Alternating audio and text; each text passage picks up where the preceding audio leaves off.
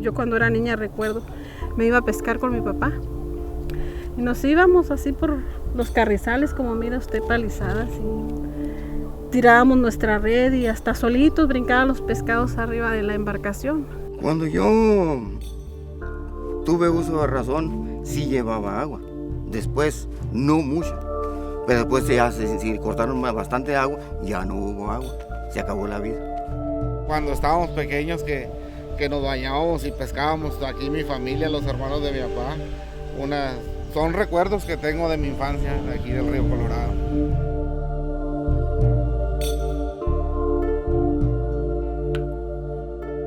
Reescribiendo la historia del río Colorado.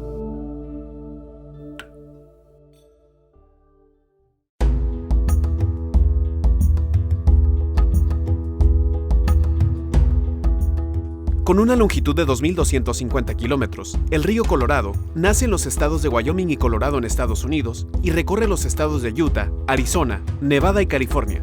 Y en México, atraviesa las llanuras de Baja California y Sonora, desembocando en el Golfo de California o Mar de Cortés. Pues esta era una región salvaje, ¿no? Natural, probablemente de las menos impactadas en todo el continente americano. Una densidad poblacional muy pequeña, un área de humedales de 400,000 hectáreas, pues casi 20 millones de metros cúbicos llegando al mar y creando un estuario de 500,000 hectáreas.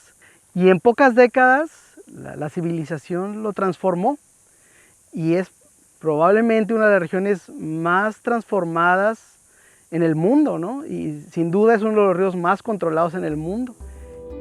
El río Colorado ha sido aprovechado para construir una serie de presas, como la Glen Canyon, la Hoover, una de las obras de ingeniería más importantes, la Parker y la Davis, y en México, la presa Morelos, cerca de la frontera con Estados Unidos.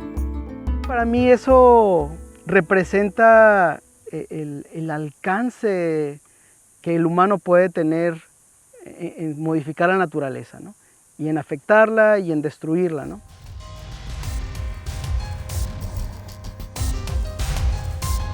Esta sequía provocada por la construcción de presas para dirigir el agua hacia el riego en los campos agrícolas y para consumo humano, provocó la pérdida de hábitat y especies, además de desertificación y salinización de los suelos y el declive de los estuarios, dando por muerto al delta del río Colorado, ya que no se dejó un flujo constante para el mantenimiento de los humedales de la región. El equipo de Pronatura Noroeste, encabezado en aquel entonces básicamente por Osbel Hinojosa, viviendo en San Luis Río Colorado, con Sonoran Institute en el lado americano, con la universidad, con otros actores, llegaron a decir, parece ser, y lo pongo en mis palabras así tratando de ser muy coloquial, porque esto no es de escribir un libro, esto es de platicar una historia nada más. Lo que llegaron a plantear es, nosotros creemos que la naturaleza es tan noble que después de que la maltratas, como la hemos maltratado, después de que la matas de hambre y de sed, si tú le das un poquito de agua, te responde. No solo no es rencorosa, es generosa, porque realmente con muy poquito agua se puede revivir, se llama restaurar, pero yo prefiero usar la palabra revivir, algo que parece estar muerto,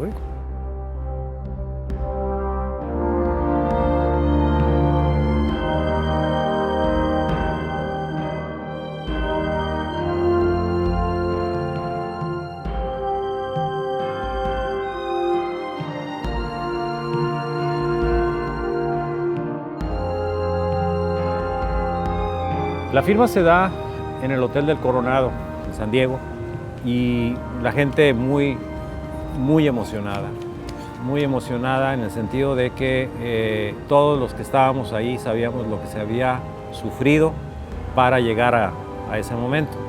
Fue una lucha en la que durante meses, quizás años, empujabas y empujabas y empujabas con una sensación muy profunda de que eso nunca iba a llegar a concretarse. El agua en una zona desértica como esta, el agua es vida. Y lo que se espera es que cuando ese río empiece a bajar, que esas compuertas de Presa Morelos se abran, ese río empiece a traer nuevamente vida a este delta del río Colorado. Que todas estas arenas sueltas, secas que vemos, que todos esos árboles que están sufriendo por la falta de agua, que todas estas comunidades que ven esto como un monte que no tiene uso, empiecen a ver cómo se reverdece, cómo la vida silvestre vuelve a regresar al delta del río Colorado y cómo su calidad de vida mejora con este río.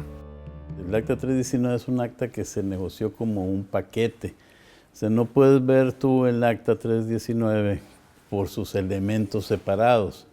El elemento ambiental es uno de los elementos del acta. Es una herramienta de planificación para el estado de Baja California, en donde Baja California puede decidir ahora ahorrar volúmenes de agua y almacenarlos en Estados Unidos para utilizarlos en un tiempo futuro. Entonces, en esa Acta 319 se negoció que se respetaran todos los acuerdos que se habían logrado en el Acta 242 que se firmó en los 70s. Lo que hicimos en el Acta 319 es negociar y poder llegar, en el caso de una emergencia, poder llevar agua por el canal todo americano hacia la PB0. Y otro aspecto importante que tiene el acta son las inversiones que por primera vez Estados Unidos realiza en México para rescatar volúmenes de agua. Entonces todo eso nos proporciona un acta muy robusta y un acta que es, como te digo, para mí el elemento principal de esta acta es Baja California cuenta con una herramienta de planificación que antes no la tenía.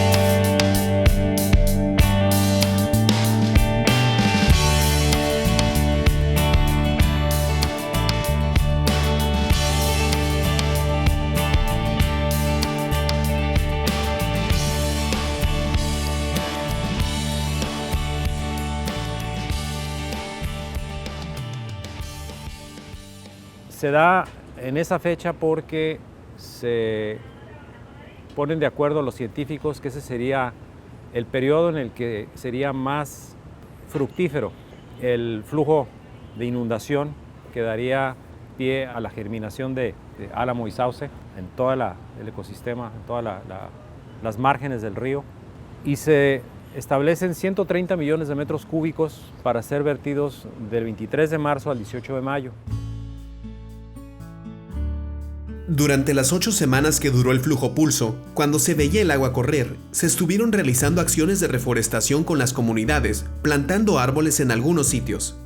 También se realizó un fuerte monitoreo del flujo del agua, definiendo su movimiento y la infiltración con la colocación de diferentes sensores a lo largo del cauce.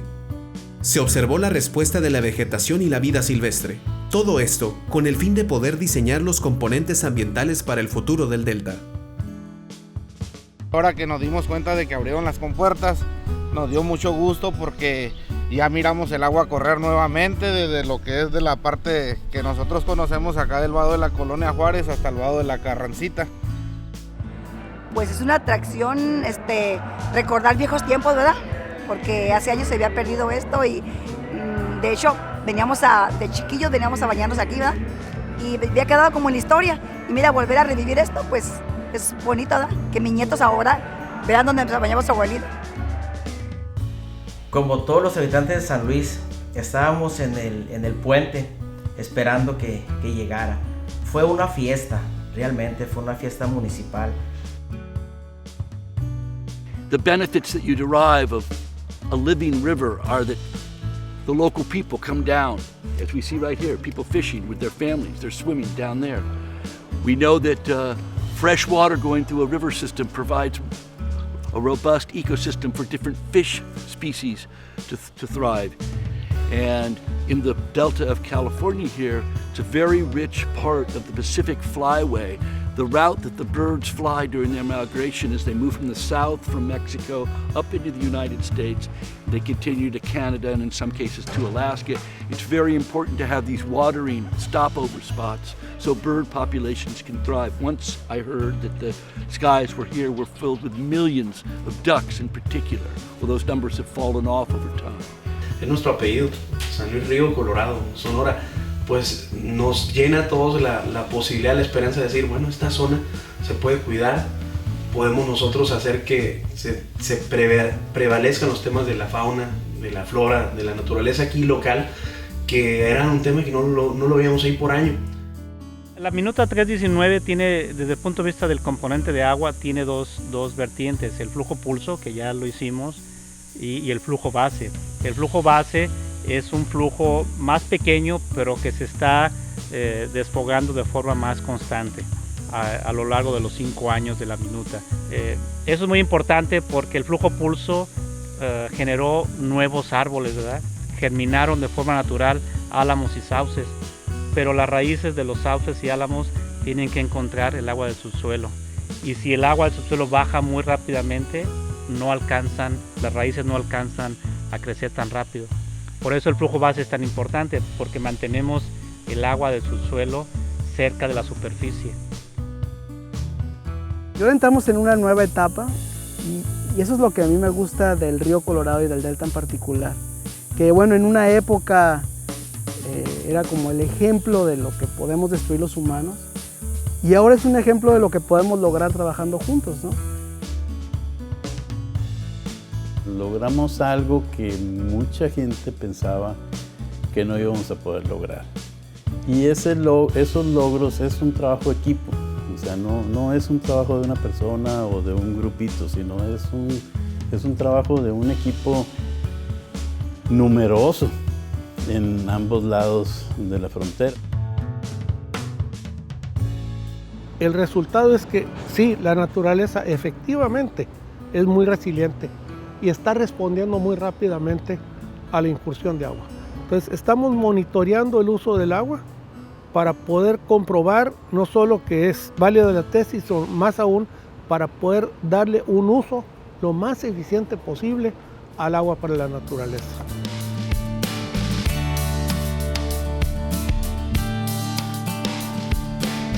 El delta del río Colorado es un ecosistema en recuperación. La flora y la fauna han regresado, pero la tarea no ha terminado. Hay mucho por hacer juntos. Sigamos reescribiendo la historia del río Colorado.